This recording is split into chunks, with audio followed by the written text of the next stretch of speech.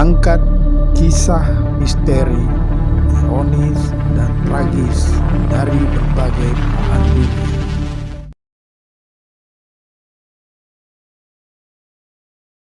Assalamualaikum warahmatullahi wabarakatuh. Kembali bersama saya Deng Iwan dalam Kisah Gelap. Sepekan terakhir, sosok pengamat yang juga akademisi Rocky Gerung menjadi sorotan publik lantaran pernyataannya saat menjadi narasumber dalam sebuah acara. Sejumlah orang menganggap pernyataan Rocky Gerung adalah sebuah pelanggaran pidana dan melaporkannya ke polisi. Lantas, bagaimana publik meresponnya? Seorang milenial yang merupakan mahasiswa dari Universitas Muhammadiyah Jakarta atau UMJ, Muhammad Dafar Ridwan, menyampaikan pendapatnya soal yang dihadapi Rocky Gerung tersebut. Bahkan Dava sampai menyebut Rocky Gerung sebagai bajingan cerdas. Nah, mau tahu kisahnya seperti apa? Mari kita saksikan dalam video berikut ini.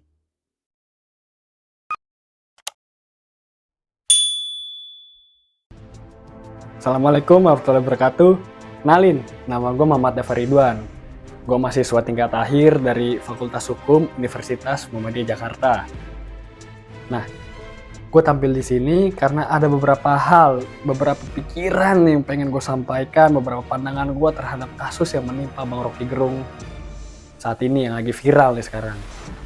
Nah, sebelumnya gue pengen ngasih tahu kalau selama ini gue itu sering nonton channelnya Bang Rocky Gerung, channelnya Bang Hersu Beno, juga channel-channel lain kayak channelnya Bang Refli Harun, duetnya Bang Novel Baswedan dengan Bang Bambang Wijayanto, dan juga channelnya mantan ketua KPK tuh, Bang Abraham Samad.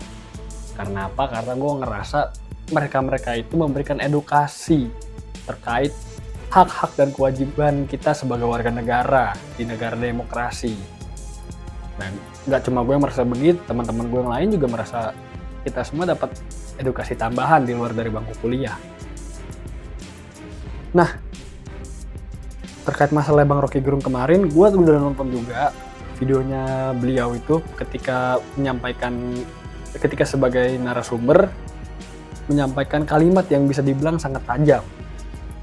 Ya, Bang Rocky menyebut Pak Presiden Jokowi itu, ya kita semua tahu lah apa yang dibilang Bang Rocky ya. Yang bilang nih, gue nggak mau ngomong karena gue takut besok tahu gue dipanggil lagi Pak Kompol kan.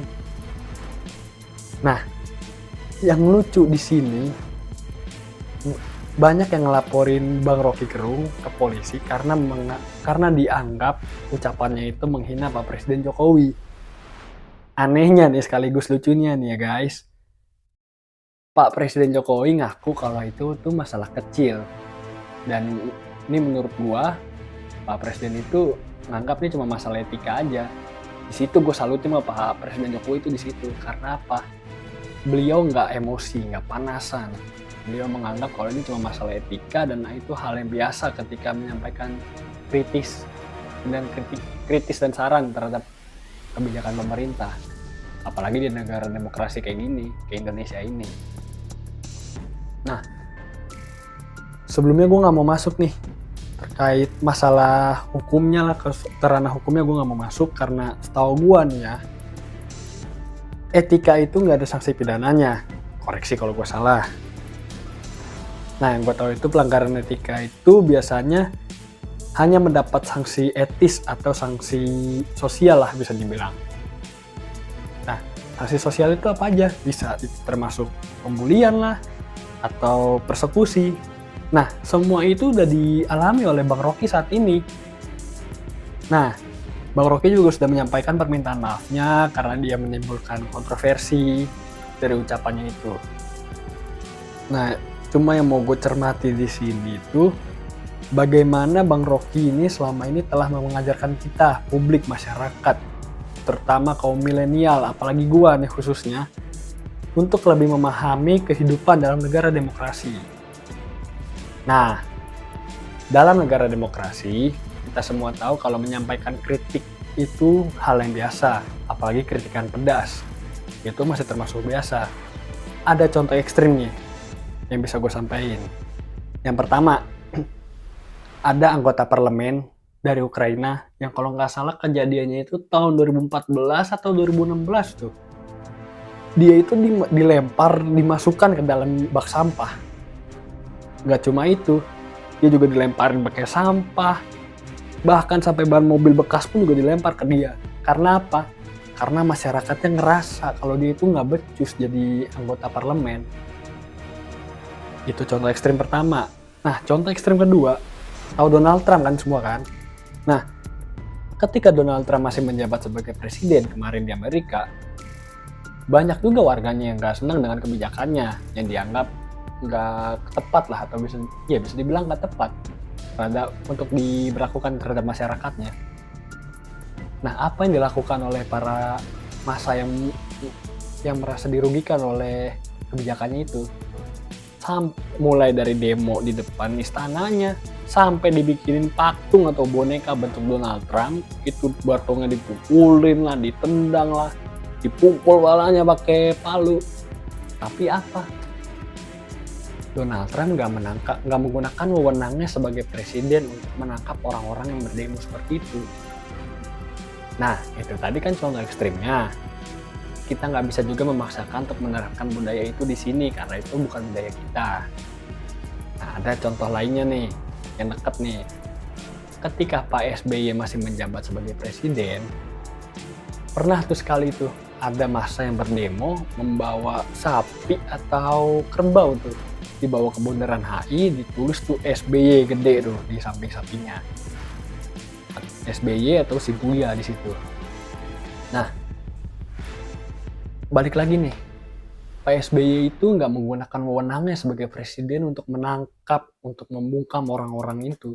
Nggak menggunakan wewenangnya sebagai presiden untuk menyuruh anak buahnya, menyuruh polisi untuk menangkap orang-orang itu. Dia hanya menggunakan haknya sebagai warga negara karena dia merasa tersinggung sebagai pribadi, disamakan dengan sapi. Tapi balik lagi, itu dia menggunakan haknya sebagai warga negara, bukan menggunakan kewenangannya sebagai presiden untuk menangkap para pendemo. Dan yang gue lihat-lihat juga dari berita itu nggak ada tuh pendukungnya PSBY atau anggota Partai Demokrat tuh sampai overreacting, sampai ngelaporin para pendemo itu ke polisi. Nggak ada. Tahu gue nih ya, yang gue baca nih. Nah, balik lagi ke kasusnya Bang Rocky Gerung nih. Gue punya 3 kata buat lu nih Bang. Lu bajingan cerdas. Mohon maaf nih ya Bang ya. Gue bukan menghina lu nih Bang. Kenapa gue bilang lu bajingan Bang? Karena gue tuh udah kehabisan diksi Bang, udah kehabisan kata-kata buat ngungkapin tuh. Lu itu gak cuma cerdas tapi lu berani Bang. Karena yang gue tahu di dunia ini Bang, ada 2 tipe orang. Pertama itu dia itu cerdas, tapi dia nggak berani untuk menyampaikan kritikan terhadap kebijakan pemerintah yang dirasa kurang tepat terhadap masyarakat. Yang kedua itu dia itu berani, tapi kurang mampu untuk menggunakan diksi-diksinya untuk menyampaikan kritikan-kritikan yang tepat sasaran, seperti yang lu lakukan Bang terhadap kebijakan pemerintah Bang. Lu juga cerdas karena lu bisa mewakilkan isi hati, pikiran, dan keluh kesah kita sebagai masyarakat Bang. Terutama gua nih Bang sebagai milenial Bang, merasa terwakilkan semua insya Allah Bang. Semua keluh kesah gua Bang dengan ucapan lu itu Bang.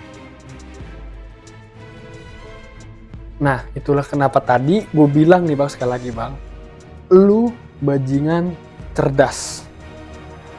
Sekali lagi Bang, gue menyampaikan itu dengan penuh rasa hormat terhadap lu Bang. Gue nggak bermaksud untuk menghina lu Bang. Gue cuma udah kehabisan diksi aja Bang buat untuk mengungkapkan tuh lu itu kayak gimana Bang. Lu itu berani, lu itu cerdas Bang. Itu kenapa gue bilang bajingan cerdas Bang. Yang laporin gue ya Bang ya. Nah, terakhir yang mau gue sampaikan nih Bang, tetap semangat untuk Bang Rocky, untuk Bang Refli Harun, Bang Hersu Beno, Bang Bambang Wijayanto, dan Bang Novel Baswedan, dan juga Bang Abraham Samad, dan juga tokoh-tokoh lain yang bersedia untuk menyalurkan pikirannya, untuk membagikan ilmunya terhadap kita semua Bang sebagai masyarakat. Gua insya Allah mewakilkan anak-anak milenial, anak-anak muda Bang. Terima kasih Bang atas edukasi yang udah kalian berikan. Ya, mungkin itu dari gua aja Bang. Sekian. Assalamualaikum warahmatullahi wabarakatuh. Demikianlah kisah gelap kali ini. Sampai bertemu dalam kisah gelap berikutnya. Wassalam.